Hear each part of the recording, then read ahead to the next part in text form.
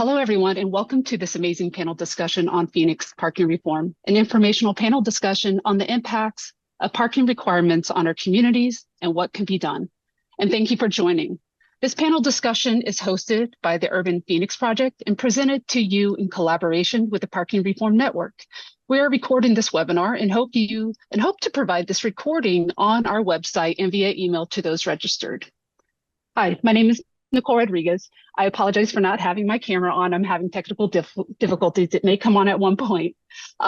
Brief introduction, I'm a Phoenician. I'm an Urban Phoenix board member and a community advocate. Today, I'm your host and moderator for our panel discussion. But before we begin the discussion, we would like to give you a brief introduction of what parking requirements and reform are. We have Tony Jordan here with us today, president of the Parking Reform Network, who will be providing this brief introduction and joining the panelists in today's discussion. Following his introduction, I will be introducing our panelists for the day and before we kick off the discussion. And if you are having any technical difficulties, you met Chelsea already, so she will be helping you with any of those situations that arise and paying attention to the chat for any questions that we may have time to answer later on. And once again, thank you for joining today, and we hope you find this informative, enlightening, and helpful. And with that, Tony, I'll hand it over to you. Thank you. Hello, everyone. Let me just get my items set up here. So you should be seeing my slide. And I think I can change my slide. Okay, hopefully this is around 10 minutes. I'm gonna cover, so my name is Tony Jordan. Thank you, Nicole. I'm the founder and president of the Parking Reform Network. I live in Portland, Oregon, and I have been working on parking policy reform for the last 13, 15 years, something like that, a while. 13 years, not 15. And I founded Parking Reform Network in 2019. I'm gonna try and go through these pretty quick. It's gonna be a lot of info, but hopefully it will be informative and spark some discussion for the talk. Hold on, I need to just move a couple things out of my way and make sure I can change slides. Okay, so real quick, what is the Parking Reform Network? We are an organization that is a community of practitioners, activists, journalists, advocates, elected officials. We have over 500 members around the world, mostly in the United States. We provide research, education, and advice, including presentations like this, to cities and other municipalities that are looking to change their parking policies. And we're an action-based organization, advocacy and focused on looking at all issues, equity, economic impact, and all the issues that parking policy impacts, which is a lot. A quick warning, if you haven't heard about these kinds of things, if you never thought deeply about parking policy, this might really change the way you see the world. It's a bit like in They Live when Roddy Piper puts on these glasses and sees the world is kind of run by alien monsters. I can't look at a parking lot anymore and not see the cost, the space it takes up, the what used to maybe have been there before and what could possibly be there in the future. So why did I get into parking and what is the issue with parking policy? Parking is expensive, it takes up a lot of space, and we've required a lot of it for many, many years. And the result has been higher rents, kind of sprawly environments, urban heating and flooding problems, and higher prices just that we pay in all sorts of things. The problem kind of starts with these things called parking mandates or parking requirements. And what these are relatively arbitrary ratios for every time you want to start a business, or if you want to build an apartment or any kind of building, your city or county is going to require that you build a certain number of parking spaces in most jurisdictions. These ratios, just to give an example of a particular, they're for all sorts of land uses, and we're going to look at, for one of my favorite, bowling alleys. So if you want to build a bowling alley in Maricopa County, in Surprise, you need to build 2 parking spaces per lane. In Carefree, you need 1 per 300 square feet. Peoria, 2 per lane and 1 for every 5 visitor seats. Fountain Hills, 4 per lane. Glendale, it's 4 per lane, but if you have a bar that has a separate entrance, you have to build more parking spaces. Mesa 5 per lane, and Phoenix actually it's kind of complicated. I think it's an assembly area. It's hard to tell actually. The code is a little complex. And the impact here is these are all places that are nearby near your city. And what is the possible difference between a bowler in Surprise versus a bowler in Mesa, or one in Carefree versus Glendale? Like these ratios, do people carpool in one place and not another? Given that these require a lot more space, a bowling alley of the higher requirement will require a lot more space to build. Is Mesa trying to discourage bowling alleys from being built? The real answer is that no one knows. These are pretty arbitrary ratios. Back in the 50s, planners and developers were trying to build shopping areas and didn't know how much parking to build. They couldn't agree, so they would just build some. And as this planner in 1954 said, we would guess a number of stalls, and invariably it's either too many or not enough. And then these got put in the zoning code. So another quick example, I'm not going to go one for one, but is funeral homes in the area of Maricopa County. Wickenburg, 1 per 500 square feet of floor area. Scottsdale, 1 per 2 seats, plus 1 per 30 square feet. Phoenix is, I think, 1 per 4 seats and 1 per 60 square feet, depending on the land use you're picking. Like Scottsdale to Wickenburg is like a 13 or 14 times difference in the amount of parking you would have to require if you were providing a funeral home to the community. And once again, what could possibly justify this difference? These are truly arbitrary numbers that were made up and locked in. It's kind of a joke, but you might have better luck using tarot cards or reading bird guts to do these things, but they get codified and they're very hard to change for a long time. And the impact is sprawl and extra costs and car dependency. They're roughly right, roughly wrong. I've given a couple examples, but you have things like go-kart tracks, 2 spaces per two per cart in Phoenix. Gilbert has a parking requirement for haunted houses. There's a place in Woodbury, Georgia that has, you have to have an algebra degree to figure out 0.26 per student and 1.2 per employee. They have heliports, helipads. We've got parking for parking. Tolleson has a parking requirement for drive-in movie theaters, which is a land use no one is really making. And if you were making a drive-in movie theater, do you need to tell people they have to have 1 for every parking space where a car is going to be? And we've even found around the country parking requirements for parking garages. And I know that these aren't specifically local to your city, but if you go look at your own city zoning code, there are a bunch of land uses with very arbitrary requirements in them. And just to put the cherry on top, SeaTac Washington, I came across this years ago. They have a parking requirement for moth and butterfly breeding facilities, but they don't have one for ant farms or worm buckets. This is kind of amusing when you look at it one for one, but the impact has been really profound. There's a cycle of, if you're building a bunch of parking spaces, it's difficult to build transit. It's difficult to make places that are walkable. It's difficult to build the type of housing that density that supports those uses. And so we end up with places that are spread apart and difficult to visit, and we don't necessarily want to hang out. There's also a true cost, the real cost. A parking space on the surface lot, not counting land, is thousands of dollars per space to build, depending on how much landscaping. Above ground, we're talking in the tens of thousands of dollars, $40,000, $50,000, $60,000. And remember that a $40,000 parking space is going to add $400 or so to the cost of rent per month. Below ground, you're doubling the cost generally of an above ground parking space. And these are real trade-offs. You can afford, we can choose to build parking and storing cars. This is in Stamford, Connecticut, park and ride facility, 900 parking spaces, $88,000 per car. In the same city, there's a deeply affordable housing complex with no parking, by the way, that was built for $9 million.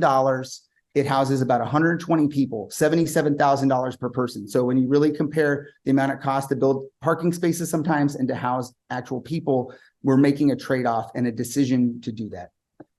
The space is really important. A parking space takes up 300 to 400 square feet. So you have to decide, do you want living space or parking space, right? 1.5 to 2 parking spaces is going to take up the same space as a small apartment.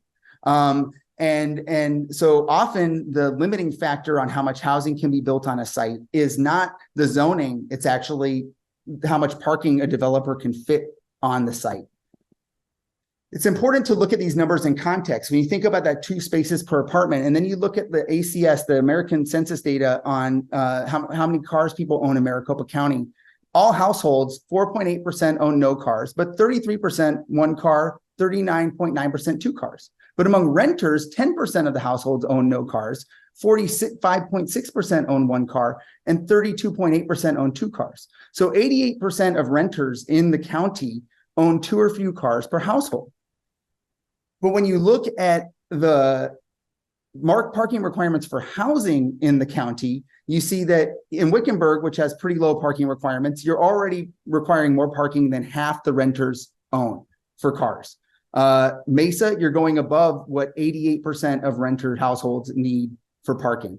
And these are simple ones. We get into this. I don't expect you to read this slide, but it just goes to show I have to shrink the numbers down and abbreviate, because when you start looking at like Phoenix or Tempe or Queen Creek's parking requirements, like they're very specific. 1.5 for a 1-bedroom, 2.2 for a 2-bedroom, 2 for a 3-bedroom. And when you think specifically about the lack of housing for families in our cities that we're seeing, like it's a common refrain, why don't we build more multifamily housing? Why don't we build more housing that's for family size units? If you're requiring 3 or 4 parking spaces for a renter household that probably owns 1, you're not going to be able to build housing that people can afford or need in your community.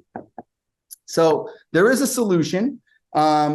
This guy, Professor Shoup, 40 years ago, started talking about how to solve this problem. And there's a 3-step program. You get rid of your parking mandates. You just they're really hard to change. There's not a number that's right. You should get rid of them. Price your curbs. The city manages the curbs for occupancy, and use the money to reduce car dependency. The first one is happening. This map is out of date. There's more than 50 cities in North America. Big cities, small cities, cities in hot places and cold places, cities in blue states and red states, all over the place, good transit, no transit, that have gotten rid of parking mandates, and the sky hasn't fallen. The city should mind its own business when it comes to parking, and that means manage the curb, monitor and manage the curb spaces, so that as new buildings come online and people park on the street, you can use simple things like permits and meters to manage that, and people will build the parking in their apartments or in their businesses. The right price is the lowest price that leaves a space open on every block. It's a data-driven process. It actually improves commerce most places. And you can spend that money on things like sidewalks, crosswalks, better lighting, bus shelters, etc. Real quick, what happens when you do this? First thing, nothing. If you get rid of your parking mandates in Phoenix tomorrow, the city will be the same city as today. If you go look at a Google map, there's a lot of parking in the city. It's still going to be there. So if you're building new housing, people who have cars beyond what will probably be built anyway can most likely find a parking space to rent. In cities that have done this in the past, Seattle and Buffalo have been studied because they did it about 6 years ago. You got more housing. That is definitely true. The housing that was built since then would not have been legal to build under the previous parking requirements, but most buildings still included parking in them, because the stars have to align for a bunch of housing to be built without parking in the first place. You need a developer that wants to build it, a bank that will lend, a broker that will sell. You need a parcel that works with some transit or accessibility. So it's not like this isn't a big, it's not going to overnight switch and change. So that's my quick and dirty introduction to parking requirements and parking reform. I'm Tony Jordan. You can find me at parkingreform.org. And thank you very much for having me. Thank you, Tony. And I'm going to go ahead and kick it off. I got my camera finally working, so now folks could see me. I'm going to kick it off here with our panel discussion. We have a few questions, and we're still doing good on time. We got 4 panelists, and I'm going to go ahead and do a brief introduction. If our panelists don't already have their cameras on, if you could turn your camera on if it's working for you. But I'll start off with Dan Clark. He's a senior development project manager at Gorman & Company. And Dan joined Gorman & Company to help manage the company's continued growth in the Arizona market. Previously, he worked with the Downtown Phoenix Partnership for 17 years, serving as the executive director for 4. And Dan began working with the partnership to oversee the Downtown Phoenix Community Development Corporation, a nonprofit affiliate which sought out potential affordable housing developments. Dan has extensive experience working closely with local governments and boards of directors to coordinate development strategies for affordable housing communities. He has often served as a sounding board with residents and community stakeholders to strategize innovative ways to build affordable housing into existing neighborhoods, which simultaneously serves as a catalyst for revitalization. And next we have Kieran Goff. She is an assistant professor of practice at the University of Arizona, Mellon. Might get this wrong, but the Anid Zuckerman College of Public Health and director of the Applied Health Policy Institute. Apologies, Kieran, if I didn't get that right. You can let me know later. No worries. She is most interested in how the built environment impacts health, well-being, and social participation. This includes issues such as housing, zoning, transportation, and heat. Kieran is a public health lawyer. Before joining the university, she worked as a political lawyer at a local law firm and drafted health regulations for the Arizona Department of Health Services. She also has a bachelor's degree in anthropology and a master's degree in global health. And next we have Representative Annalise Ortiz. She is an Arizona state representative and proudly serves the people of Maryville and Glendale in Legislative District 24. Ortiz serves as the ranking member of the House Judiciary Committee. Ortiz was born and raised in Arizona and grew up in a family of 6 kids. Ortiz graduated summa cum laude from the Walter Cronkite School of Journalism and Mass Communication at Arizona State University and pursued a career in investigative reporting. Ortiz's journalism career exposed harmful legislation and uncovered government corruption, inspiring her to get involved in legislative advocacy. Ortiz has been impacted directly by unaffordable rent increases, barriers to home ownership, and exploitative practices by landlords. During Ortiz's first legislative session in 23, this past year, she championed zoning reform legislation and successfully negotiated a historic investment into housing and homelessness in the state budget. And last but not least, we have Ed Herms. He's an attorney and community advocate who currently serves as the president of the school board for the Osborne School District in Central and Uptown Phoenix. As a board member, Ed has focused on ensuring a quality public education and a healthy environment for all kids, which includes creating safe routes for kids to walk and bike to school. And in 2023, Ed was appointed by the City of Phoenix Council to serve on the Vision Zero State Streets Committee, where he works to change street design and policies to reduce to zero the seriousness of deaths and injuries caused by vehicle traffic. Ed, along with his wife, Mariana, and 2 daughters, Penelope and Valentina, live in the Carnation neighborhood of Phoenix. In his day job, Ed is a partner at the law firm Snell and Wilmer, where his legal practice focuses on economic development in the Indian country and state and local law, tax law. So thank you and welcome.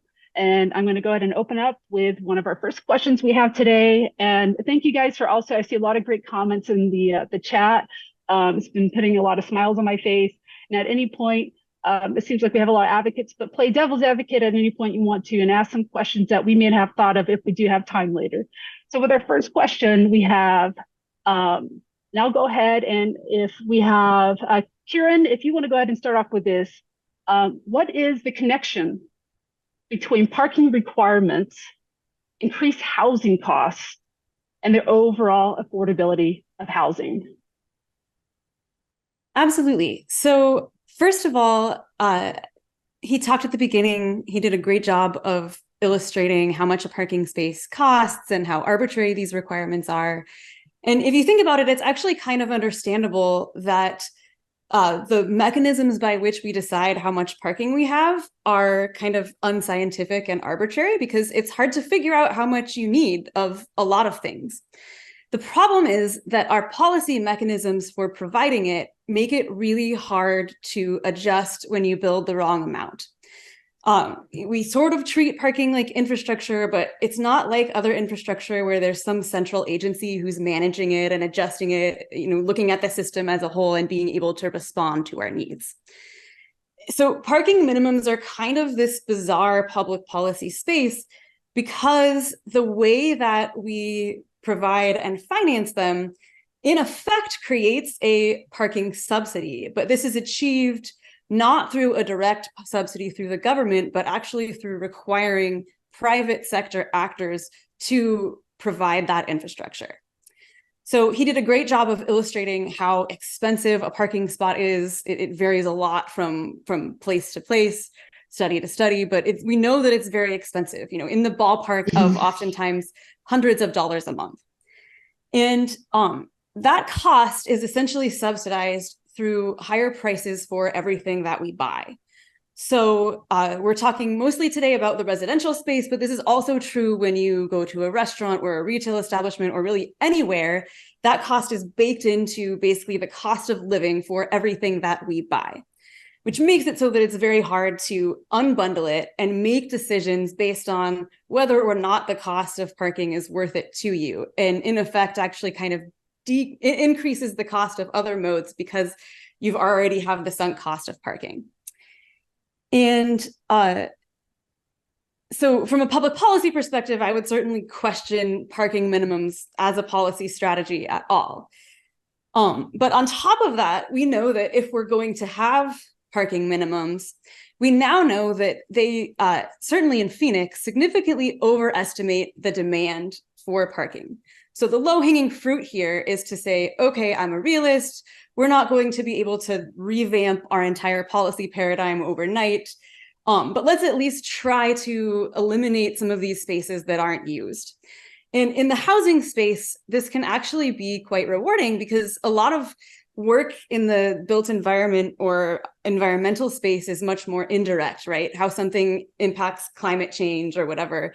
But what's nice about parking policy is that some of the benefits can be quite direct, that if you eliminate or reduce parking minimums, then developers can actually go ahead and build sites that they wouldn't otherwise be able to build, and people can have lower rents as a result.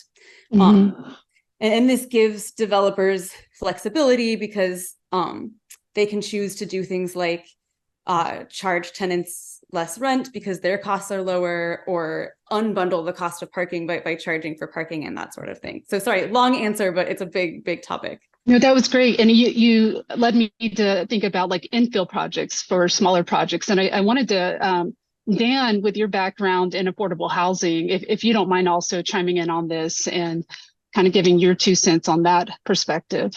Sure, happy to. So Kira talked about it sort of from the 30,000 foot level. I want to talk about nuts and bolts, what the true cost is. So if a parking space, it varies a little bit from city to city depending on the dimensions, but roughly you need about 275 to 300 square feet for a parking space. That includes the half of the drive aisle behind the car. So what does that translate to? What does that really mean?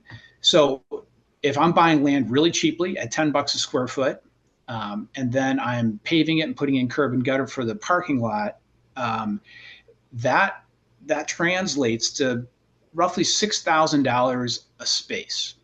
So if I'm forced to build 100 extra parking spaces or 70 extra parking spaces or whatever, that's real money. 100 is $600,000. So if you're trying to build affordable housing and you're being forced to build extra parking spaces that no one ever uses, then you're just simply costing the developer money that he has to find more subsidy for. And so giving the flexibility, because it does vary from project to project, giving the flexibility to the developer can save money, can allow for the money to go into other uses and to help subsidize a project so that rent is at a lower level. Thank you. And I think with the time that we have, I may go ahead and jump to the next question I wanted to ask you guys, but Representative Ortiz and Ed, please at any time, you could readdress some of the questions we already bypassed. But I wanted to segue with you, Dan, with the next question is, is there any upcoming legislation efforts aimed at parking reform And what can members here today of the community do to get involved and support these initiatives? And you and I, Dan, were at quite a few of those Village Planning Committee meetings, advocating and providing public comments on parking reform. And Representative Ortiz and Ed were at the Planning Commission along with you and I. We heard a lot of different things there as well as far as opposition. And I just wanted to kind of hear from you also, what's coming up, if you could tell everybody what's coming up here in Phoenix for parking reform and to help folks kind of understand what they could do to get involved. And if you want, by all means, kind of discuss some of those opposition points. And any of y'all, please go ahead and jump in, Kieran and Ed and Representative Ortiz. I'll hold off since I just spoke. Go ahead, Ed. Yeah, sure. First, I want to say thank you, Nicole, for the question, and thank you for organizing this. This took a lot of work. This is really important, and I really appreciate you pulling this together, and it's a wonderful turnout. And I see a lot of folks from a lot of different areas of our community, and including folks from our city, which is wonderful. So to answer your question, I like to look at things from a historical lens. And so I'm going to back up to some of that here in a bit. But right now, this is a crucial time for this parking reform. On September 6th, the City Council is going to be considering it is a zoning ordinance text amendment Z-TA-8-23-Y. Maybe somebody can type that in the chat. I say that out loud so that people know, because it is crucial that everyone, and get your friends, get your community to email your city council people to say that we want this text amendment passed as it was intended and developed by city staff. Kudos to city staff from the city of Phoenix who put a lot of work in, and to community advocates, and especially Nicole, who put a lot of work into this text amendment, and including some of the city council folks as well, to develop a great text amendment. I was there at the commission meeting as well as Representative Ortiz and others. It went to midnight talking about this issue that we're talking about today. I won't take that long trying to answer the question, but there's a lot of different viewpoints on it. We can talk about how to kind of address some of those issues, but right now is a critical time in our city to make some baby steps in progress by passing this text amendment, which is going to eliminate the parking mandatory minimums for affordable housing. That's one of the items that it does, as well as ease some of the mandatory minimums for other uses for housing. Now, I see this as a long line of reforms that the city is starting to do. The Walkable Urban Code is another one that affects me. One of the other in my district on the school board, it's mostly in the Walkable Urban Code, as well as where I live. You can see how the reduction in mandatory minimum parking spaces has allowed more development in that walkable urban corridor along the light rail. This is going to, by passing this text amendment, if the city does it, especially if the city does it as intended by city staff and as developed by city staff, it's going to, as the city staff themselves said, it's going to get these parking mandatory minimums out of the way to unlock the potential of building more housing, especially more affordable housing in our city, which we so desperately need. So I'll stop there, but please do, if you get nothing else from today, please do contact your representatives on the city council and ask them to vote yes, and especially as the staff amended it. As the staff proposed it, not as the planning commission kind of tinkered with it and made it worse. So I'll stop there and let others speak. Thanks, Ed. Representative Ortiz, can you chime in on this one? I'd love to get your perspective too, and especially what we heard that night at the Planning Commission, if you want to share. Yes, it was very interesting at the Planning Commission. We had more supporters than people in opposition who came out to testify in support of reducing these arbitrary parking requirements. There is data that shows it will reduce rent. There is data that shows it is better for the environment. And all of those the evidence-based decisions kind of went out the window in favor of emotions-based arguments that were being brought to the Planning and Zoning Commission, which was really disappointing. We should always be making our decisions recommendations from a data-driven perspective. And to be honest, this reduction of the parking requirements is one of the lowest hanging fruit type of policies that we should have passed several years ago to be where we need to be on housing, development, walkability, and sustainability for our communities.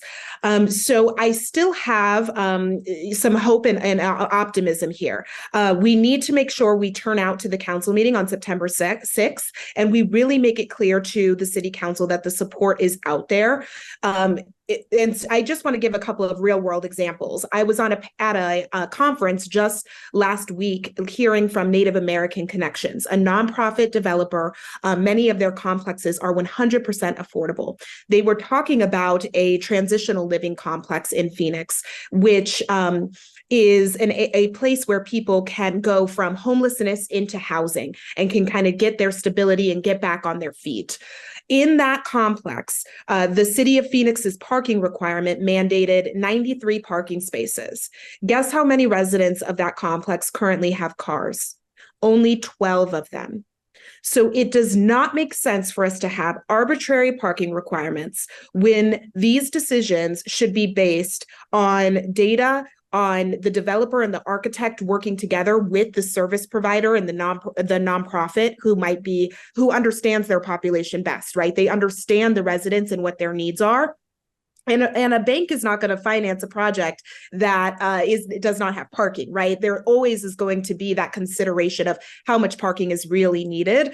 And all we're asking for is for that decision to be rooted in evidence and facts. A second point that I want to make is a conversation I had with an architect not too long ago who designed a complex on 19th Avenue and Northern. It is, again, a 100% affordable living complex run by Catholic Charities. And in the development and design of that process, the architect really wanted to have green space and a big park where the children who lived in the complex could have a space to run around and call their own, and more trees and shade.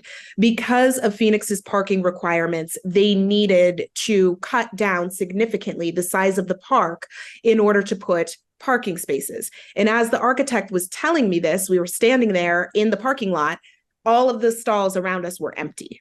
So this is the reality. This is the harm that these parking requirements have. And the last thing I want to touch on is the statewide legislation that we can introduce next year. So right now we're on a break from the legislative session. We go back in January. Last year, I sponsored a bill, HB 2721, which would have instructed cities to reduce parking requirements for affordable housing complexes. This bill language was the result of a compromise with the Arizona League of Cities and Towns. The League of Cities and Towns is a lobbying entity that represents all 91 cities and towns in the state, and they have been our primary opponent to affordable housing legislation at the state level.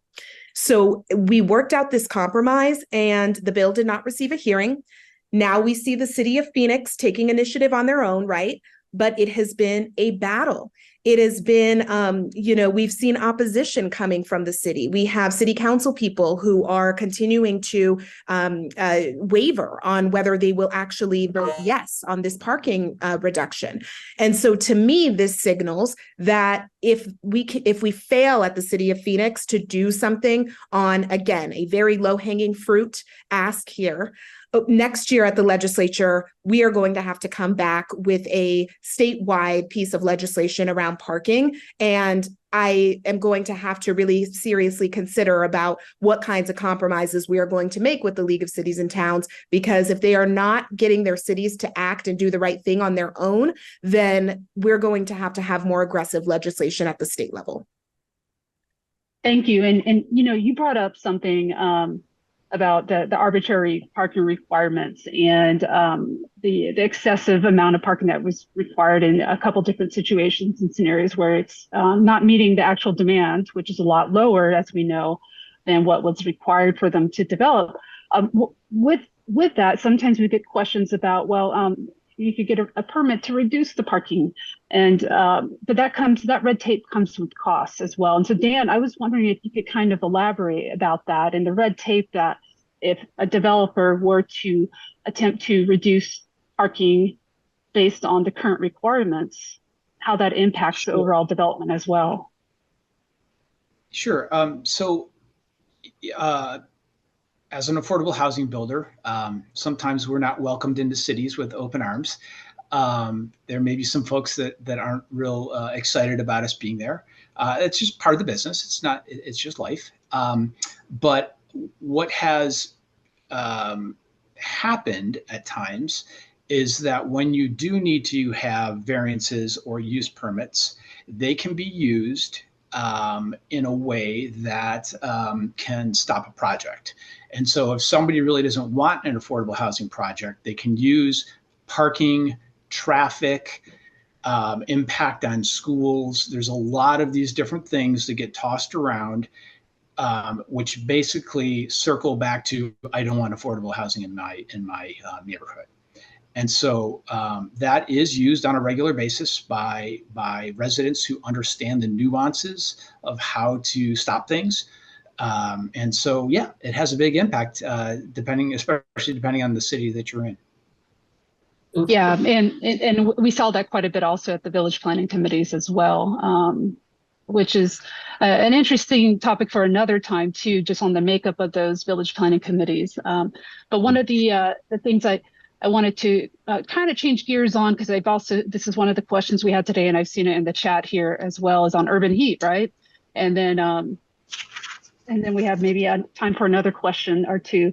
But for urban heat, my question and Kieran, if you wouldn't mind kicking this off with your response. Question is, urban heat is a significant concern in Phoenix.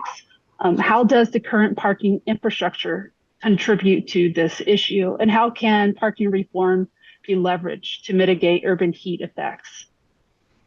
Heat is something that myself and my colleague are very passionate about. One thing that I find frustrating is that people talk about extreme and increasing heat like it's inevitable or like it's just the result of climate change, and they feel kind of defeated. But it's actually much more directly, acutely preventable and reversible than people realize. So my understanding is that the best estimate is that the heat island in Phoenix has actually contributed to the increasing in temperatures that we've seen more than climate change. And parking is a big part of that.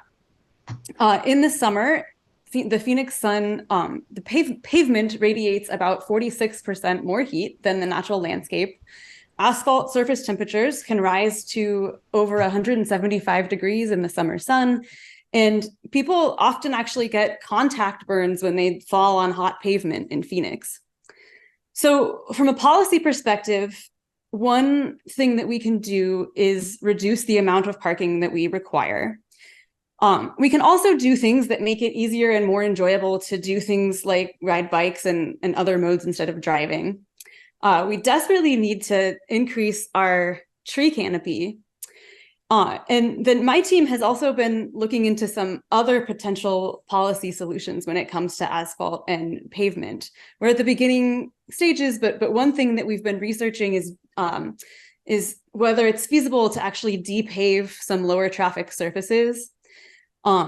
So for example, in parking lots, providing the actual parking spaces as like a dustproof gravel surface, or even we don't think about this a lot, but a lot of our parking is on street parking, particularly on residential streets.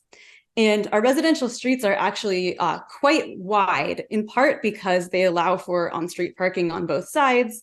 Those are areas that don't get a lot of traffic. So how feasible would it be, for example, to depave the sides of the street with a dustproof surface, plant some trees, still allow for parking and emergency vehicle turnaround and that kind of thing, but kind of for the parking that we do have, decrease some of these surfaces that contribute the worst to the heat island. So again, we're still kind of at the beginning stages of exploring some of these policy options. And one interesting thing is that we haven't really been able to find other cities that have done that sort of thing at any kind of scale. So this could be a space where we could be a leader in how to make a hot desert city more livable. But I'm really genuinely scared for the future of Phoenix. We might be the fastest growing county in the country now, but it could only take a few degrees and some bad publicity to reverse that. And what happens if we start quickly losing population, like what happened to Detroit several decades ago? This stuff keeps me up at night. Mm-hmm. Nicole, if I could just add on to that, I think that's your question is very important, because we have to start seeing all of these issues that's intertwined, and especially the heat island effect. And working on this issue in the text amendment, you heard, it seems like some folks have a kind of a visceral reaction to reducing the mandatory minimums. And my working theory is, so people go to that place at that time, maybe once in the last year or something like that, where you try to find a parking spot and you couldn't find it, and oh no, and that's what people kind of dwell on and think about, and that negative experience perhaps when changing these mandatory minimums. But what we need to be thinking about is the deleterious effects that these mandatory minimums have been created on our community and our society in the last 60 years or so, which is these massive unused parking lots that are creating this huge heat island effect, which is, empty buildings. If you go to, especially in our kind of historic areas, I live in the kind of Melrose area, you see a lot of unused buildings. I talk to those business owners and the property owners, and they say, we can't develop them because we can't meet the mandatory minimum parking requirements here. And so these buildings sit empty and they get dilapidated, or they say, we have to buy up that nearby housing, bulldoze the house nearby to create a parking lot, and making our housing problem even worse. So we've got to talk about this issue comprehensively, so that when people are thinking about it, they don't envision, what if I can't find a parking spot? It's, what if we don't do this? How is it going to exacerbate the heat island effect? How is it going to keep our empty lots empty and our old buildings unused, and prohibit some unique adaptive reuse? So it's kind of like what Tony said at the top of the hour, of once you kind of start looking into this issue, you can't unsee it. And those are the things that we need to keep talking about this. For 60, 70 years, we took these mandatory minimums as if they're gospel coming down on, tablets from on high, and unquestioned. What's exciting about this moment right now is we are questioning those things and seeing how they have kind of warped our cities, and Phoenix's especially, and how just by undoing some of the worst aspects of them, we can really promote a positive development and affordable housing in our city, especially in our urban cores, but not just in those cores.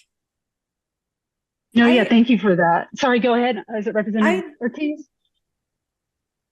I just wanted to add. Oh, Kieran, sorry. That's okay. I just wanted to add that, I think that a lot of us get frustrated about and are good at kind of describing what the problem is, but there's also a message of hope in that a lot of these reforms can be done in ways that do not have a large or any negative impact on people's life. I mean, Phoenix has an enormous amount of land. We actually have so much oversupply of parking and lots of infrastructure. And so, this isn't something that is like really, really hard to fix, or that we need huge sacrifices for. I think there's a real big message of hope here.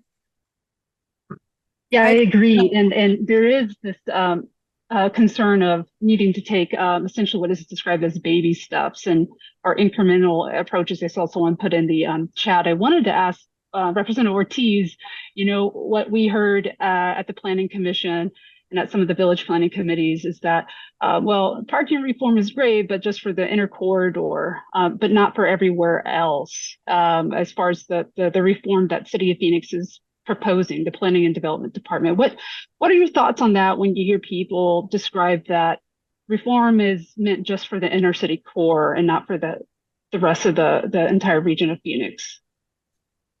Well, it's an equity issue, right? I think it's critical that we look at our different neighborhoods and make sure that that our resources and our needs are being met and distributed equitably, which we know for way too long, the decisions made at the city level have happened in a way that disproportionately harms Black and Brown communities. So we need to ensure that we talk about housing as the racial justice issue that it is. And when we look at the parking requirements in particular, we know that, again, the development is going to happen in a way that is best suited for the community and the neighborhood. And that is far more equitable and better for the residents in the community than arbitrary parking requirements that don't necessarily meet the needs of what every individual resident has when it comes to their transportation. And that kind of goes hand in hand with Christopher's question here in the chat about what conversations are we taking to expand and improve public transit, which is critical to this conversation, right? We had to fight very, very hard at the state legislature this year to protect the expansion of light rail. The Republicans decided to make it their target this year to attack public transportation and the people who ride it. And it's critical that we are talking about housing, public transportation, and climate as an intersection that will create a more sustainable, walkable, and equitable environment for all people. And so we are going to continue protecting and expanding public transit, especially out on the west side. You know, I live in Maryvale. We need the light rails coming to Maryvale next. And we are getting the rapid bus transit along 35th Ave. And I think we want to be prepared, right? As these developments and new housing is coming in now, we want to be prepared for the public transit infrastructure that we know is also coming. It's kind of a chicken before the egg thing. If we don't prepare as though we are ready for that public transit green energy future, then we're limiting ourselves. And we are building spaces for cars that we might not need 5-10 years down the road.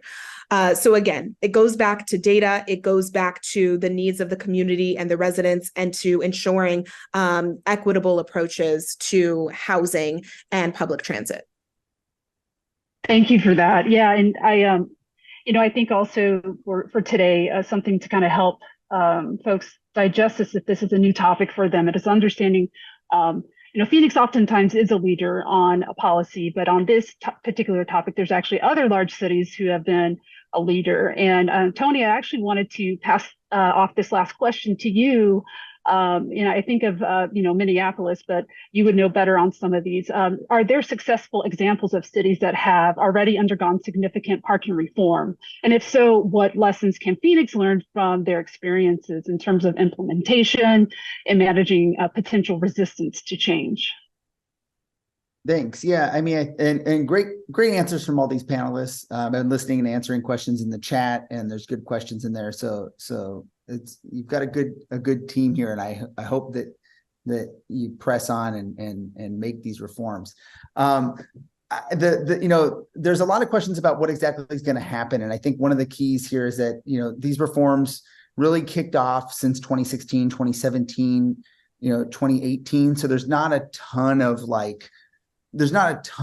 ability to see things happen. As I mentioned, any given year, only a certain, even in a fast growing city, only a small percentage of the city is redeveloping. And these parking reforms usually mean that a fraction of that which redevelops is built in a way that accommodates a few more people, and the apartments with no parking are relatively uncommon. It can take quite a while for actually a significant amount of housing to come online with no parking. Even in Portland, when we got rid of our parking mandates in 2002, it took 10 years before anyone built anything with no parking, because the stars kind of have to align. I think looking to cities like Hartford, Buffalo, on the commercial end, there's been a lot of studies out of Fayetteville, Arkansas, transit-oriented areas in Los Angeles, the transit-oriented communities. There's usually, you can look at where these things have happened and worked, and the result is usually more housing, about the same or a little less parking that's built, better utilization of existing parking. So like one thing that happens in Hartford is there's a lot of parking in Hartford. Someone will either convert or build a new apartment building, and they'll build it with less parking because they know the residents can go and rent parking at an office, a former office parking garage down the street or somewhere nearby. So I think that the studies that are out there, I would watch Sightline.org for like continuing research on this. There's been some comparative studies at Buffalo and Seattle, but and to recognize also that our cities, many of our cities grew and were built before parking mandates were in effect the first place. And you can look at how those places look to see how they might be built after parking mandates. And those are the places in most cities where everyone wants to live, and or not everyone, but where a lot of people want to live and a lot of people want to go shop and do things. And to recognize that, there is plenty of housing supply. Since we've been requiring housing to have so much parking there, if you have a car, it's not going to change. You're going to be able to find a house that has a parking space because that's pretty much every house that exists. And there's tremendous demand for housing that has less parking or is in more walkable places. So I think like the key is legalize that type of housing and start to hopefully and start encouraging it to get built. And Tony, I had one more question for you.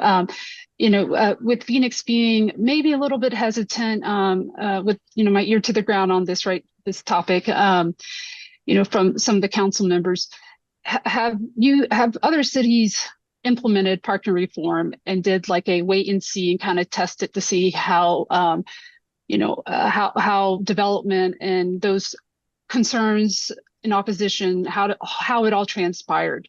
And do you know of any of those type of scenarios? I think I'm still thinking back to Minneapolis, but where they implemented it, they assessed it for a year, 2 years, or whatever it may be, and they found maybe there was positive changes, or maybe the sky wasn't falling, for instance, right? Are there cities that have done something, for instance, like that?